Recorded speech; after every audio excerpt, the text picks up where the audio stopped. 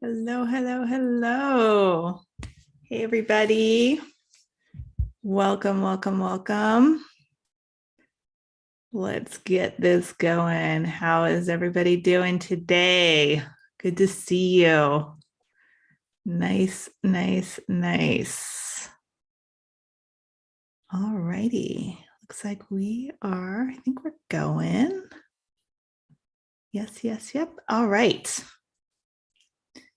And quick mic check. We are good there. Seeing everybody come in. Howdy, howdy, howdy. Fantastic. Okay.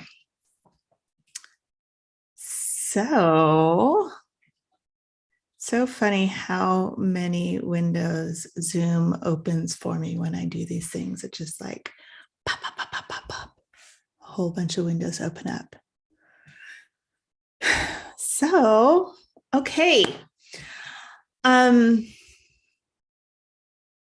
Today I wanted to, we're going to talk about mastery. We talked a little bit about this in Growth Studio Week, and I wanted to dig in a little bit more on this today. I don't know about you guys, I'm a little bit disoriented by the time change. I know for those of you in the US, clocks went back an hour.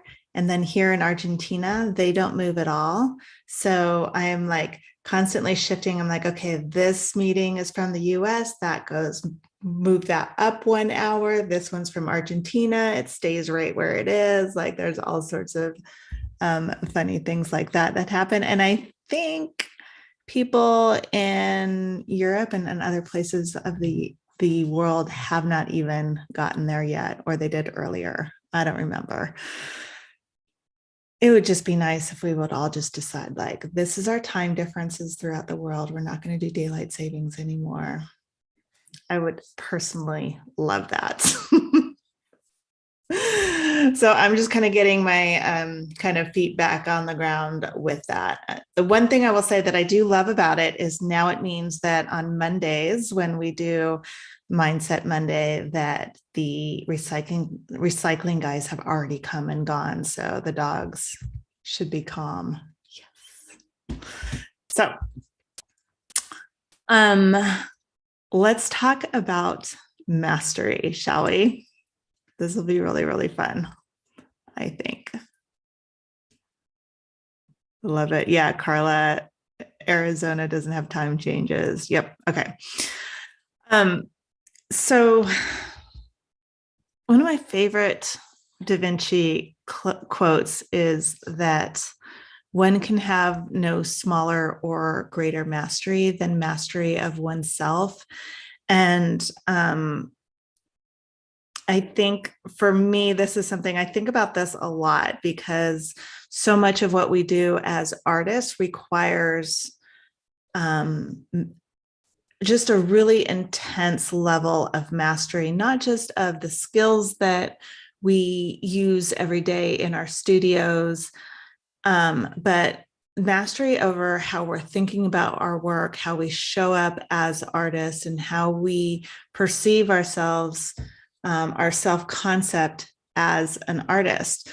And so I wanted to talk, I thought I would break it down a little bit more today, and give you something to think about this week as you go into your studio. I think mastery really is, has so much to do with being responsible for who you are as an artist, showing up as your best self, allowing that higher version of yourself to take the lead while you are in the studio, and being aware of, but not letting all those other pieces of us that keep us away from mastery to drive the bus. One of the things that that I've been thinking about is keeping part of mastery, I think, is developing the skill of keeping promises to ourselves. And the thing that I've noticed that gets in the way of keeping promises to ourselves is really understanding resistance and what it is and how it shows up in our studio. When we resist something, we actually are really just kind of avoiding being uncomfortable. And when we resist, we end up prolonging the discomfort. So we might anticipate negative emotions. And when we are anticipating negative emotions, when we're anticipating that I'm not sure if I can do this painting or this might not work out, when we anticipate the negative emotions, we experience them ahead of time. And oftentimes when we do that, when we're experiencing those negative emotions ahead of time, we will kind of like do what I call little quits. We quit ahead of time to avoid feeling the negative emotions. So I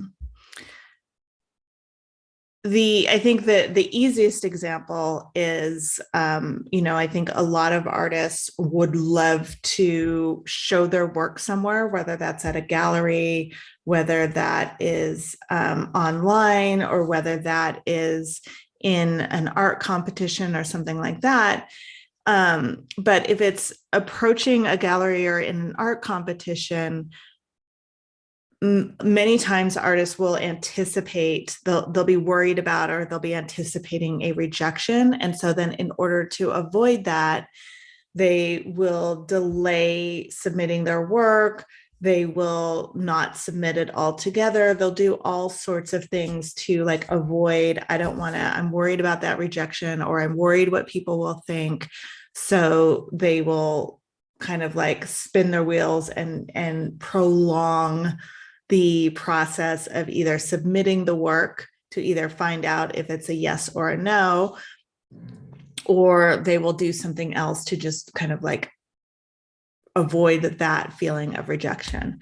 Another place that I see it show up is in daily practices. So that this can be anything like journaling, like daily journaling, keeping an art journal, sketching, daily sketching, even meditation. And often the anticipation there is that it will be uncomfortable as you're starting to create this habit of a daily practice, that there will be times when you don't want to do it and you'll feel that resistance and you don't want to feel that. So it's kind of like, okay, well, I don't really need to do that, or I'll just start it later, or it doesn't really matter if I skip this one day. And so those are sort of examples of quitting, these just little tiny quits ahead of time. Most of the time, it's not even, this is where I think it gets so tricky, is we usually don't say, I'm just not going to do it. Oftentimes what we'll do is, I'll start it tomorrow, I'll start it next week. Maybe today's not the best day to do it, or I'm not going to do it today, but I will do it tomorrow. So we tell ourselves these little lies and we have these little quits to avoid that feeling. And then the next day, oftentimes, once you do it the first time, it just gets easier and easier and easier, because it's like, oh, well, I missed it yesterday. Maybe it's not such a big deal if I don't do it today. Sound familiar? Ever happened to you? I think this is a big one. And this idea of like anticipating something and then experiencing it ahead of time. I've explained this before to some of you, but to me, this is sort of like the best description I have heard of this, which is like, if you can think about like maybe going to a dentist, and the dentist says like, hey, I'm going to give you a shot, and then they leave the room to go get them. They never just do it. I always find that amazing. They don't just go, okay, I'm going to give you a shot. Boom, they give you the shot. There's always like this gap. And during that gap, if you're anything like me, you're thinking like, oh my gosh, I'm going to get a shot. This is going to hurt. And I can feel my whole body tense up. Like just the idea that like, I'm going to get the shot. I feel my body tensed up. I feel all my muscles go stiff. I'll like push back and kind of lean back into my chair. And even as the dentist comes back in and she's preparing her materials or whatever, and she's like getting ready to give me that shot, I'm just like pushing myself back into the chair. So that entire time I am experiencing this intense discomfort. I am playing that video in my head of, I'm going to get a shot and it's going to hurt. I'm going to get a shot and it's going to hurt. And like my entire body is reacting. And then the dentist comes and gives me the shot. And the actual feeling of it is a little prick, and then that's it. It's like half a second. But I had just prolonged it for that entire time, something that really was half a second. And I made it last a very, very long time by resisting it, by imagining how bad it was going to be, and by like just playing that tape over and over and over again inside of my head and creating that massive, for me, like it's a super uncomfortable feeling that I have. And we do that with our art. We do that with like, oh, this painting, it's not like, I don't know, can I make it work? Is this like, can I create that image? Will I be able to draw it right? Will I get the values right? Am I going to get the colors right? And so like in our head, we create all of this anticipation, which then causes us to like have this like very prolonged experience, when in reality, what all it really needs to be, if anything, is that experience while you're painting it, or at that moment where you're like, you know what, that color is not exactly right. Bummer. Okay, now I'm going to try it again, right? But we make it this big, long thing. And so what I'd like to offer you is, part of mastery is changing your entire relationship with resistance by developing the confidence to explore and experience your emotions and take action anyway. So even if there is something that's uncomfortable, you are willing to be uncomfortable while you do this. So this is something that we do in a growth studio in our weekly calls. Like I help artists create new habits by reframing their thinking around what it means to be masterful. And together we'll dismantle old habit thoughts that aren't serving you anymore. So it's a very gentle and iterative process, because force, like when we try to force something, when we try to push against something, it creates more resistance. So that's an unintended consequence of these old patterns that we have built up when we're avoiding, when we are kind of like leaning into the resistance and using that anticipation and just like, pushing against it. Like, I don't want to feel that. When you push against something, what happens is the response is to push back, and it gets stronger. It gets more like the emotion gets even more intense because you're pushing so hard against it. So again, if you think back to that example of the dentist chair, like that resistance that I might have to like, oh my God, this is going to hurt, I don't want to do this, just gets stronger and stronger and stronger until pop, she does it. And I'm like, wait, what? That was it?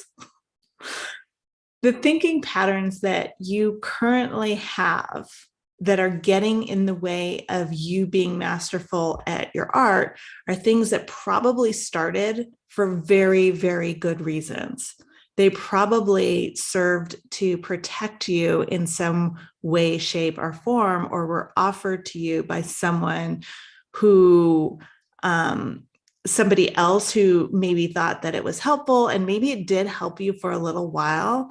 But at this point, a lot of these things that we resist, the thoughts that we have about them, they're more than likely ready to be renewed and reimagined, because I kind of think of it this way: the thoughts and ideas that got me to where I am today are not the same ones that will get me to where I want to be. And the way that I know that the way that that shows up is if you're feeling stuck, if you're feeling like you're just spinning your wheels, if you're feeling like you're repeating the same things and not really getting anywhere, it often comes down to that, is it's these old thought patterns, these old ideas that you're approaching your art with, and those got you to where you are today. So super useful. Thank you so much for getting me to where I am today. And now I need to let go of them so that I can bring something new on. So that's why we get stuck. We repeat these old patterns that aren't useful anymore. And so often those patterns are these unexplored, unexamined habit thoughts, these automatic sentences that we have on our heads playing repeat over and over and over again. And we're so used to them that we don't even notice that they're there. When you change your relationship with resistance, what happens is you develop the capacity to keep the promises that you make to yourself, because you are letting go of these old patterns that you had before, bringing in something new. And what you create for yourself when you're able to do that is you have a more consistent art practice. For example, if you're somebody that's finding that you really, really wish that you could be more consistent in your art, most likely what's keeping you from that are just these old thought patterns that you're not even like, you're just so used to thinking them that you don't even notice them.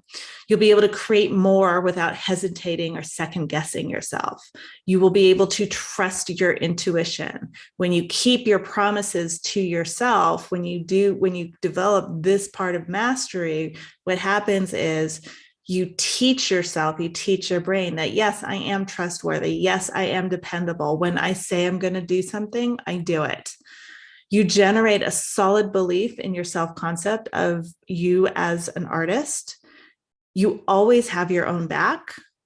You will also, part of having your own back is you will also say no more often to things that you don't want to do. You'll be more conscious of the things like, I want this, I don't want that. This will get me the results that I want. This is a distraction. I'm going to say yes to this and no to that. And you'll also, you just like get so much more discerning about what you say yes and what you say no to, so that you have more time to spend in your studio. You have more time to do the things that you actually want to do. Another piece of this is in the commitment to mastery that I wanted to talk to you about, that's really related to this idea of understanding resistance and how pushing against it only strengthens it. Another commitment that we can make to mastery is, this is a big one, is expanding your tolerance for uncomfortable feelings. So this kind of goes along with what I was just talking about. We human beings, it's not just artists, the typical human being has a very low tolerance for uncomfortable feelings. Feelings like tedium or boredom, impatience, confusion, fear. These are all things that we have a very low tolerance for. And when we experience them, we immediately want to make it stop. We want to change the subject. We want to do something different. We want to, like, I don't want to feel that, so I'm not going to do whatever it is that I think is causing me to feel that, right? So when we expand our ability to sit in discomfort, we are able to do more because we don't allow discomfort to be the thing that stands in our way. I think that somehow we have sort of adopted the notion that feeling uncomfortable is bad and that we should avoid it. And there are a lot of very good reasons why we might believe that feeling uncomfortable is bad. But the problem with believing that we shouldn't have to feel negative emotions or that negative emotions are bad is because when we buy into this idea, when we buy into that belief that that we shouldn't have to feel negative emotions, or that feeling negative emotions is bad, then that belief will cause us to avoid doing things that we perceive as making us feel those emotions. Right? So again, turning your work into a gallery, facing the possibility of being rejected, putting your work somewhere that you've never put it before, learning a new technology so that you can get your work out in front of more people. All of those things, if we think that experiencing the discomfort that it takes for us in order to do that is bad, then we won't make the effort to do it. It's like we think we're entitled to feel amazing all of the time. And the thing is that our low tolerance for discomfort conflicts with our desire for mastery. Mastery requires you to do things that you are unfamiliar with. Before you are able to be masterful at something, you will go through various stages of being a beginner. And as a beginner, you will experience confusion as you find your way around, as you discover your process, as you create and practice your skills, as you try and adjust and try and adjust and try and adjust, you will experience the discomfort of fear, possibly. You will experience impatience and boredom as you practice, and continually work your way towards mastery. So these are the things that we have to be willing to do, willing to create, willing to sit there and experience that discomfort and all of those emotions as you learn something with every single attempt that you make. And this can be mastering a skill like drawing, or mastering the traditional skills of being an artist, so drawing and color and composition and value and all the techniques that you might be using, or the materials that you might be using. And this cycle can also happen within a single painting, right? Where you are trying something new in a painting, and you are doing something that you haven't done before. You're going to feel uncomfortable as you do it, because it's not something that is practiced, and that you have that sort of like mental, I want to call it muscle memory. It's like muscle memory and mental memory, that like we know exactly what to do. We know what's coming. We have the experience and the mastery to be able to just like pop right through it. Versus as a beginner, every single one of those like things that we just kind of fly through when we've mastered something, every single step of those when you are learning it or trying something for the first time, is something that you're actively thinking about. Your cognition, all of that is coming into practice, and it feels difficult because you've never done it before. So that's the part that's uncomfortable. So many people start to feel impatient, and they use that impatience as an excuse to quit or to stop practicing that particular thing, to switch to something different, to switch to a different medium, to switch to a different subject matter, because this is uncomfortable. So because it's uncomfortable, they think something has gone wrong. And oftentimes nothing has gone wrong. It's just you learning to become masterful at it, and you learning that this is a thing that you being willing to feel the discomfort that it takes for you to become masterful at it, and continue to do the work even though you feel uncomfortable while you are doing it. That is a skill. That is a a requirement for mastery is to be able to be very uncomfortable as you learn these things, as you learn these skills, and as you practice your mastery. So it's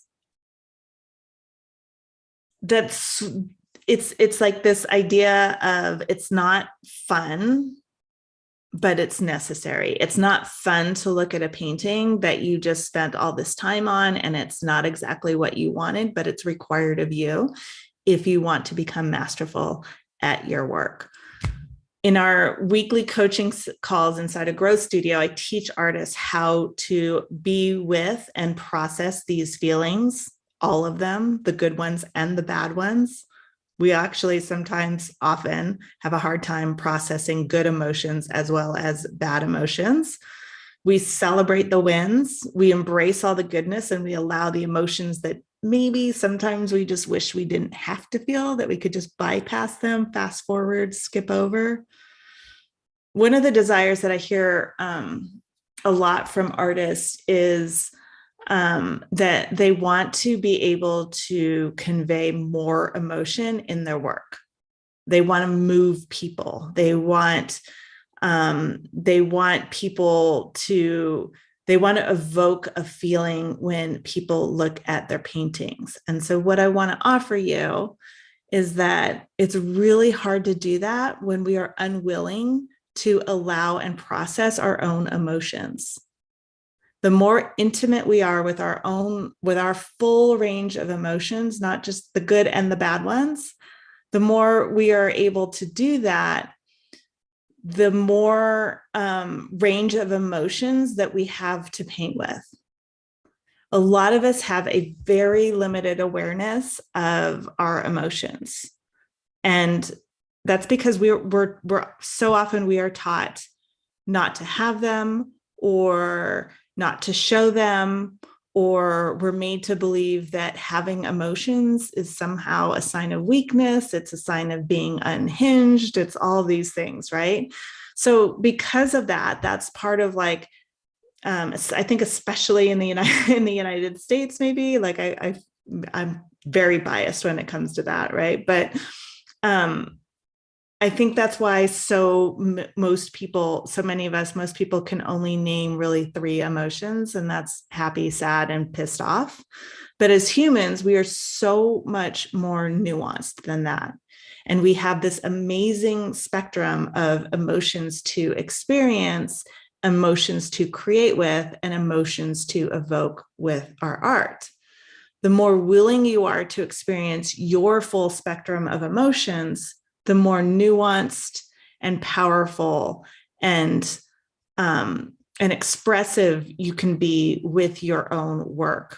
I kind of like to think of it as like, these are like the more emotions that we can access inside of us, it is like having a full palette to paint with. The more you are willing to experience your full spectrum of emotions, the less power they have over you. As you become more masterful experiencing your emotions, you become powerful. You become unstoppable, because there's nothing that you are unwilling to feel. There's nothing you're unwilling to experience, because you know that it's an emotion, and an emotion is simply a vibration in your body. So when you're willing to experience discomfort on purpose, knowing that it can't harm you, when you are no longer afraid of feeling uncertain, confused, impatient, rejected, bored, disappointed, judged, misunderstood, uncomfortable, when you are willing to experience any of those, all of those, and whatever else is between you and creating what you want, then nothing can stop you. You won't hesitate to post your work. You won't hesitate to submit your work to 100 galleries in order to find the 2 or 3 that are the perfect fit for you and your work. You will start and finish that series that you've been wanting to paint. You will make more time for your studio. You will make your studio painting time, your artwork, your priority. You will take risks and you will be bold in your subject and your process. You will not be afraid to fail forward, to try and fail and try and fail and try and fail, because you'll understand that it doesn't hurt you. It only makes you a more competent, masterful artist. You will paint more, you will learn more, you will express yourself more, you will open yourself up to bigger opportunities. You will master you, and all of us will benefit from you having done that. The pursuit of mastery, I think, is a long, long journey. And mastery of yourself is no joke. It is one of the most rewarding, powerful, fulfilling gifts that you can give yourself, but it's no joke. It takes commitment and practice and the willingness to be extremely uncomfortable along the way. It's not a box that you just do once, check off, and then you're done. There's no magic formula and nobody else can do it for you. But I consider it my honor and my privilege to walk alongside the artists that I work with in Growth Studio who are on this journey. And I'm able to guide them and show them the path, help them reroute when they choose to explore, or if they're looking for a different way of doing things. That's what we're all about there. But they are the ones who commit to the journey, and they are the ones who take the steps, and they are the ones who show up every single day and recommit to their dream every single day. That, I think, is what mastery is. So here's a few things that I want to offer you to practice this week. Dina, I'm so glad this hits home. That's awesome. Here's a few things that I want to offer you to practice this week. At the end of the day, just notice what feelings or emotions did you experience today. Just at the end of every single day, just take a little card, a little Post-it note. If you have a journal, it's just a really, really quick exercise. It doesn't have to be it doesn't have to be a big deal, but just get yourself in the habit of naming your emotions. And I would, to make it really, really easy, I would just get in the habit of writing down 2 or 3 so that you just start to notice and name them. And then I would write down 2 or 3. These are just 2 or 3 emotions that I felt today. That simple. Bullet point. Today's emotion, the date, bullet point, 1, 2, 3 emotions that I noticed that I felt today. And then if there was an emotion that you did not want to feel or you tried to avoid, then just jot that one down too. So for this exercise, don't spend more than 5 minutes on it. Just make it super fast and easy. You're just going to write down today's date, header, today's feelings, the date, and bullet point 2 or 3 emotions. And then underneath that, write, I wanted to avoid ... and then write the feeling of the one emotion there. And if it's one that you had mentioned above, that's totally fine, fair game. All we're doing here is just taking the very first step of awareness, which is huge. It's simple, but a very, very powerful exercise for you.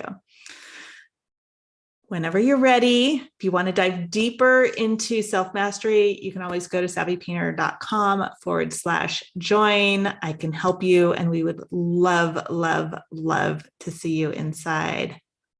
That is what I have for you this week. Embrace those emotions. All right, friends, talk to you soon. Ciao, ciao.